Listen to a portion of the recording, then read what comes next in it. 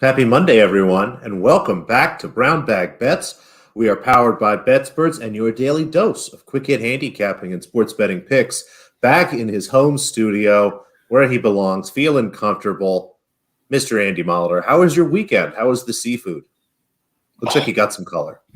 Electric. Yeah, I got a little color in the forehead here. My voice is a little worse for wear, but I'm back Shoot in some my aloe. element. Back in the. It's a good base tan. Great base tan, actually. You got to Back set a in my base. element. Back in the studio. I was telling Alex as we were off the air, I got to even experience some. I mean, I go to Iowa and experience, but it was nice to. I had a layover in the lovely city of Detroit, which it's lovely if you don't have to leave the airport. But I sat there and just live bet my face off on some baseball, even hit some winners. Honestly, I've never been lucky with just like live betting something I don't really know. But I live bet the Astros game and they hit like a 3-run home run. I don't know, like a minute later. Just never works out that way. It was awesome. So I had a lot of fun there. I had some fun betting the UFC events with some people. Betting some. I did actually bet some baseball over the weekend. I helped some guys cheer for the Yankees, which didn't feel right, but got the nice comeback. And yeah, golf We all was make okay. exceptions when money's involved. Yeah, matchups went okay. Obviously, John Rory Rahm didn't won. play worth a shit. Rory won. He's How did finally that happen? proven it. He proved it. He proved he can. It sucks too because it was like, and everybody said this, and everybody was right. It's like it was a really good fit for him at this course. He just hasn't shown it, and at a certain point, a really good player like that, eventually his number gets big enough. Congrats to a few guys I know who had Rory. That was a great hit on him. Maybe this turns it around a little as we hit into deeper into major season here. We're 1 week away from that. I guess fuck it. We'll do this before basketball. I don't care. We all start with basketball. Let's start with golf today. I didn't make any golf bets yet, but I will. Let's do it. I'm just starting to dig in, and this one is a little complicated. I made the joke last week with JD when we were doing Matchbook, and I made the joke about I think it was Brian Harmon. I said, "What about him? He won here," and it was a trick question because he had won this tournament, but it was at a different course like 5 years ago because that course was hosting the U.S. Open that year, and they were forced to hold the Wells Fargo at a different course. So kind of a little trick question joke I played on him, and he caught up eventually. He got it. But this is kind of the same deal. They changed where this is played, and they've done it a bunch. So the last few years, it's been played at Trinity. This is going to be at a course. I don't know if I have any information about Trinity Forest. Kind of sucked. Didn't like it. Name. It was like in Dallas.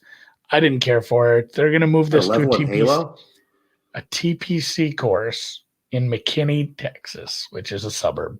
So TPC Craig Ranch. That's probably the reason. I'm not a big course fit guy. I'm not a big course horse guy, but I still want to know a little more about this course before I go firing off. A lot of big names here. So a lot of maybe I'm not sure if I'm getting any useful information because I certainly, as I said, don't have a bet here, but wouldn't surprise me to see one of these guys. We talked a little about this earlier in the golf chat.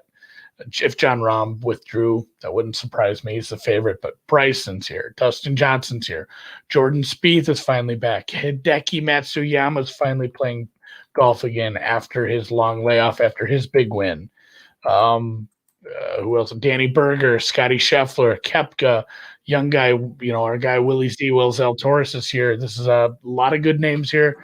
Tough field. I am going to dig in a little more about this course, get to learn it a little, and then I'll probably end up firing off some plays. Definitely will be doing this might be a tough one to find in the Nintendo. Honestly. That's what I was going to say. You're going to play it, right?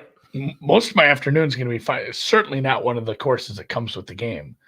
Most of my afternoon might be playing Nintendo to try to find this course as a user-created TPC course. So I will dig that up. I will be playing the course. You should just go to Reddit. Reddit's been my friend with this in all things. So I will be figuring that out. We'll be doing Approaching the Green tomorrow night at 7 Eastern, 7 Central, 8 Eastern. I'll play the course with Pam. Pam hit on a couple nice ones. I had Cantlay to miss the cut. That was nice. We had Cantlay in a couple matchups. I don't know where Phil ended up finishing. Phil fade on Thursday was beautiful, though. Anytime Phil goes out and does something like that, you can usually bet against him next day. He was awful on Friday, but Phil was something else this weekend. He's always electric and exciting when he pops up to a lead. So I will get more golf. I'll have some golf tomorrow, obviously, and then I'll have a lot of golf in the evening. And I'm not as busy this week, so hopefully I'll actually have a full card and let you know all my matchups this week. I'll get a blog out, which leads us into this is how we always start our show with the NBA. Just one today, Andy, and it's not even an under.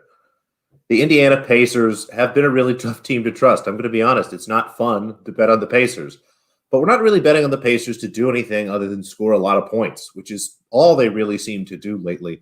You go back and look, they've gone over 120, I think, in 7 or 8 of their last 10 games. They're really in no way, shape, or form interested in playing defense. They kind of finish on that end of the floor, run down, and just are jacking the ball up. Karis LeVert's been playing very well. They've had some good shooting from some of the big guys that are filling in for Miles Turner. It's just a team that's picked up its pace at the end of the season. They're putting up some really big numbers every night. I had this total myself at like 121.5, almost 122 is the number that I would have hung. So 119 is fine, 119.5, 120, and I would draw the line probably right around there. Again, it's hard to bet on the Pacers, but again, I don't care if they win. I don't care if they cover. I just need them to score 120 points, which I think they should do more often than not. I wonder if we should be doing this with the Wizards sometimes. It's even when they lose, it's like, God, the Wizards put up $140 and lost. A lot of their wins too. It's like even the opponent won. I don't know. I'd like to look at that. What Wizards totals have been. I feel like I've pulled a lot of scored and see like anytime Westbrook has a big game, it's like, oh wow. And it's like, oh, they lost. Or they also gave up 160 points or something stupid. They won 154, 149. Like not a lot of defense in some of those, but I'll play this with you. I can use a team total, especially since I didn't bet any golf, and a lot of times I have much for tennis yet. Yeah, it's a lot easier sometimes just to play a team total. Again, you don't have to worry about covering a number. You get to really isolate down to one team and this team specifically. I'll go back and look at some of that Wizard stuff. You might be right there. Where do we stand on this? How many games do we have left, and who are they against? Big win. The schedules right now. Yesterday. There should be 4 games left for each team. They are tied, but Atlanta has the tiebreaker. Atlanta won the season series 2-1. So over these next 4 games, we need Miami to basically win one more game than Atlanta does. They have to win by 1 game. So let me take a look at the 4 games that are left. For Miami, let's see. So for Miami, this is pretty tough. They have to go to Boston, who they beat yesterday, but they'll go to Boston tomorrow. Instant revenge spot. Then they've got the Sixers on Thursday. Then they go to Milwaukee on Saturday, and then they finish with Detroit. So that's not a very easy schedule at all. I wonder what Milwaukee's motivation is going to be like in that last game. As I take a look at the standings right now, they're pretty tight with the Nets there for the 2nd versus 3rd seed, but they might be far enough out basically where they're resting. They're guaranteed to be 3 or 2. So we'll see how that goes. But not an easy schedule for the Heat as you look at Atlanta, Washington twice, Orlando once, Houston once. They're 2-2, 3-1 in those games. So we would need kind of a Herculean effort here from the Heat. They have to go 3-1 or 4-0 against, again, Boston, Philadelphia, Milwaukee, and Detroit. And we need Atlanta to go 2-2 against Washington twice, Orlando, and Houston. So it's not looking great. I mean, if you look at a book, I think I saw -600 on Atlanta the other day or earlier this morning. So I don't necessarily disagree with that number, but fingers crossed. Send all your positive energy to Miami. If you can, try to send some articles to Budenholzer and stuff about injuries. See that maybe he'll get nervous. They'll rest some stuff there for Milwaukee. And, they're playing the Sixers at home. Sixers on the road is a little different animal, but it's going to be tough. It's Celtics game. The Celtic game is going to be big, and we're going to need, like I just said, Westbrook. We need Westbrook to freak out and continue to play big in meaningless games. Aren't they in like isn't Washington in the play-in games though? Right they now are. They're pretty much locked in the play-in at this point. Yeah. So they're the 9 seed. They're half a game above Indiana for the 10th, but they're 3 games above Chicago. So they're going to be 9. They're going to be 10. they might be able to push up to where Charlotte is at 8, which is pretty advantageous. It's a little bit of an easier road, but I don't know who has the tiebreaker there, but they're one game back. They should still be pushing, but they're going to let Beal take a break. It's probably the difference between 8, 9, and 10 is not worth him being hurt. They don't know that. Let's let them think they don't. So, yeah, it's going to take a lot, but maybe we'll get there. Who knows? Guess what I didn't do today? What didn't you do today? I didn't change the background on this. This is not in Madrid. They're still playing on clay. It's okay. It's clay. It's a similarly colored court. Pay no attention to the ball. Ignore the tennis ball in the bottom corner there. So the first one actually starts pretty soon. It should be in about 30, 45 minutes here. Sarah Sorribes Tormo is laying 5 games against Camila Giorgi. Giorgi is a player that can be very fun to bet as a big underdog like she is today. But this is her first match since Miami. She lost in the first round there, I believe, possibly the second. But again, very unimpressive there on the year. Has been pretty terrible. Happy to, go against her here. Tormo, as I start to look at this, when she wins, she generally wins by a lot. And she's run into a player in Giorgi, but when she loses, gets absolutely crushed. I mean, she generally cannot cover these underdog spreads. As I look at the money line, Tormo's minus 325. That's about right. That's in the ballpark. I wouldn't tell you not to use that in a parlay, but instead I'm happy to lay 5 games here. It's right around minus 110. That's fine with me. I think that if she does win this match, she covers this pretty comfortably. And honestly, she could cover this in 3 sets because Giorgi's someone who will win a set in a tiebreaker. So don't worry if you see Tormo 2-1. Minus 5 games looks pretty good there, Andy. I'm pulling that up now because you said that starts soon. It does look like that is the only match being played in Rome today that is not started yet. Yeah. And the official start time is 11:05 Central on here. Yeah, 12:05 Eastern. The Sakari match should be almost done here. We're in the 3rd set. And Zvonareva. Did we do that? We'll say Mikhail. We'll call it the Mikhail match instead. Oh, yeah. Mikhail's down a set and a break. She's about to be down 3-0 in the 2nd set. So those matches will probably be done within a half hour here. So probably don't have a ton of time to play that one. So jump in on that one if you can. Madison Keys. So these 2 will be tomorrow morning. You have time to get to these. Madison Keys is a pretty big underdog here. She's plus 260. Hasn't had a spectacular year, but that's kind of who she is. As you go back and look at her history, she has these periods of drought where she doesn't play much tennis, doesn't win very much, and then all of a sudden breaks out in certain tournaments. And one of the tournaments she does is this one. She does very well here, and she does very well in Roland Garros, which is a very comparable court. We're playing on clay. We're outdoors, so it's not going to be very fast. The conditions are tough, and the clay here is very slow. The balls kind of get it to stick on it. It's just really hard to hit some of these balls. So on these courts specifically, you need to have a certain baseline of power, which she does. She's had a lot of success here. Like I said, she's had success in Roland Garros, and has a history of coming off these long breaks and suddenly playing great tennis. As I look at some of her data on clay, I look at her history here.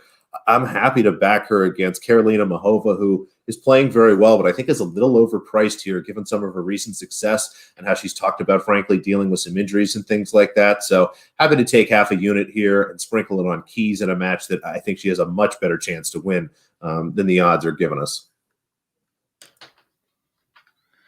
It wouldn't be the first underdog you ever hit. I'll tell you that. We'll see. And again, so the spread's like 4.5. If someone is thinking about doing that, don't do that. If she loses this match, it could be pretty ugly because if she loses, it's pretty bad. But we'll sprinkle the money line and see how that goes. And then we've got a total, not an over here, but an under. Zhang is playing Krejcikova. This is a match where Krejcikova is a pretty big favorite. I'm looking at a minus 4.5, almost minus 5, depending on where you go from a spread perspective.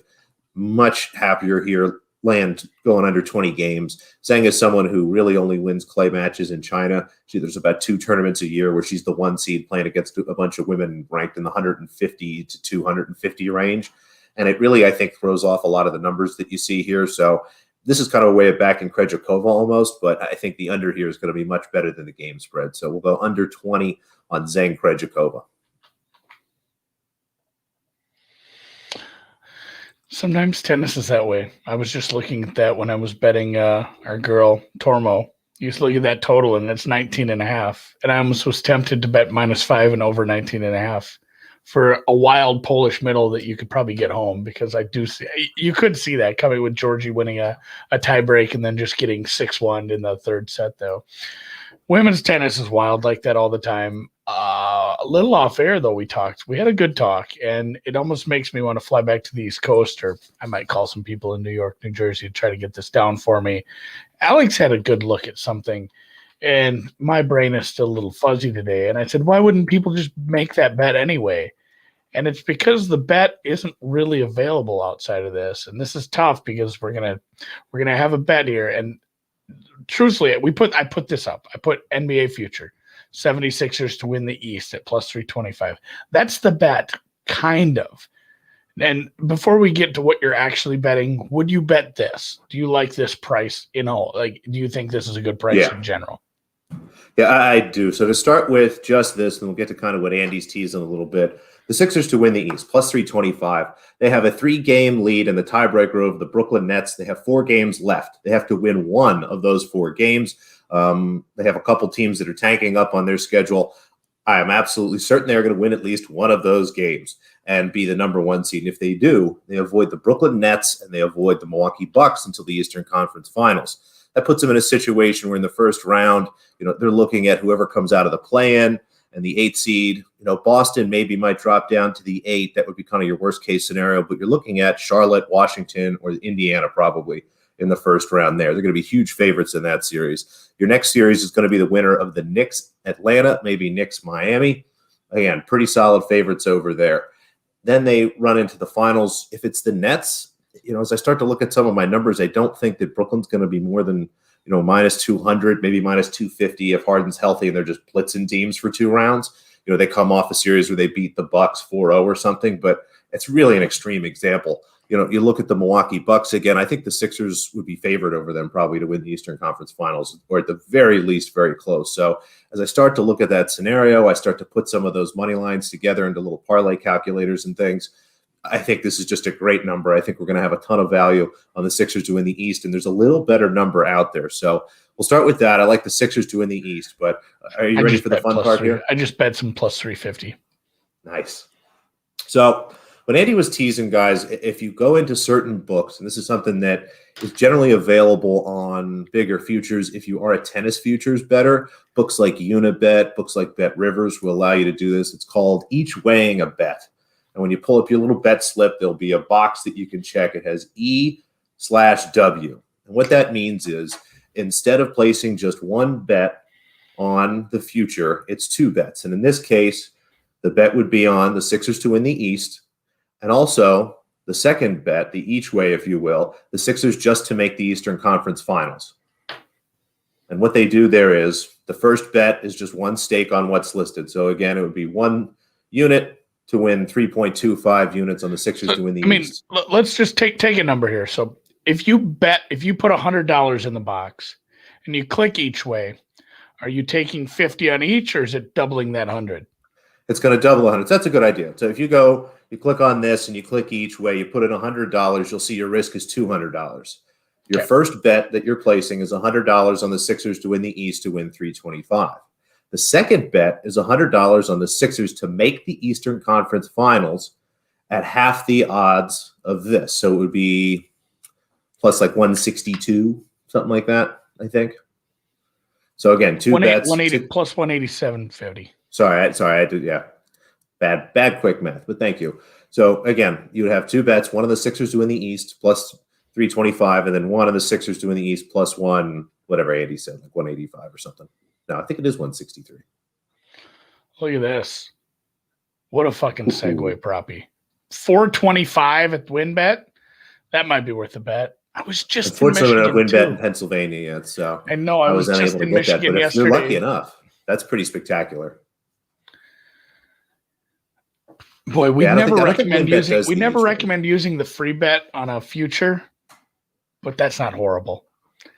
You'd still need to wait a month. It'd be sitting out there for a month. I would still bet something else, but it's definitely worth having an account if you're in Michigan, Colorado, New Jersey, Virginia, Tennessee, all these states. So plus 425 at WinBet. There's some 350s out there. Let's go 6. 1, 2, 3, 4, 5 Sixers. And then the each way thing is lovely. A lot of, like you said, Alex alluded to this, a lot of tennis bettors will do this. And especially, I mean, it's almost like a little bit of an advantage play in some situations where, let's say basically you do believe this person's making the finals and their toughest competition is across the bracket from them. In this case, the same way, like their toughest competition is obviously going to be the Nets. It looks like it'll work out where they couldn't meet the Nets before the Eastern Conference Finals. Like, it really shouldn't be cut in half. Like, they shouldn't give you plus 187 to make the Eastern Conference Finals. There's no chance if you took the series prices from, like Atlanta and the first round, you would likely get to that point if you parlayed those. Like, it's probably a better line. And the same thing in tennis, where you can find someone who's like, I think they might get smoked in the final, or they likely don't win, but their path is just so easy to make the final that in each way, it's going to pay for your bet anyway. So, you're going to be free rolling into the final, and you can hedge your way out of that as well. You can place another bet afterwards to hedge if you really wanted to. But I mean, essentially at plus 187, you win your, let's again say it was 100 on each. You make the conference finals, you're up $187.50. You get your stake back. You still have 100 in risk out there. So worst case scenario in that bet, you would be up $87.50. And even if they do lose to the Nets, like once they reach the finals, you are positive. You're net positive at that point. And that's where you do see this a lot in tennis betting. You see this in golf betting each way, first 8 places, things like that. So something to look for, take advantage of. And look at that. Alex educating people today. Let's do it. It's like you said, they just automatically cut the odds in half, and that's absolutely not what they should be doing. So let's enjoy it for as long as we can, folks, and just be careful, because if you do this at certain places, they'll probably never let you do anything ever again. Yeah, and if you work for a book and you listen to that, you actually had to tell us. Otherwise, it's entrapment, and you can't change it. What are you, a cop? Yeah, you got to tell me. So you do have to tell us. It's the law. So I'm excited about that. Hopefully more books start to offer that. I'm actually going to dig through some, see if I have that. I don't think I do. Yeah. What you referenced was Bet365, correct? Yeah, Bet365 is letting you do it for this particular future. You can do each ways on, I know, again, tennis outrights at a few places like Unibet, which again is not great necessarily, and Bet Rivers, which is a little better. But those are the only two that I'm aware of right now, besides Bet365, obviously. Or if you live in a cool country like Portugal or Canada, you can do that all over there. So, all right, well, that's it for today. We're going to call it a day. We'll be back tomorrow. Like I said, I'll have some golf stuff to talk about. We'll have more tennis, more basketball, baseball. Hell, I'll even line up some guests this week. We'll talk about a few things. We'll have some fun. We'll make some bets, hopefully win a couple. And yeah, again, thanks to the sponsor, WinBet. You can still get your $500 risk-free bet. You can still get your sweatshirt. Sign up. Links are in the Twitter account, pinned tweet. And thanks to you guys for hanging out. Thanks to anybody watching, listening. Thanks for any thumbs up, rates, reviews, and all that. And we'll catch you tomorrow.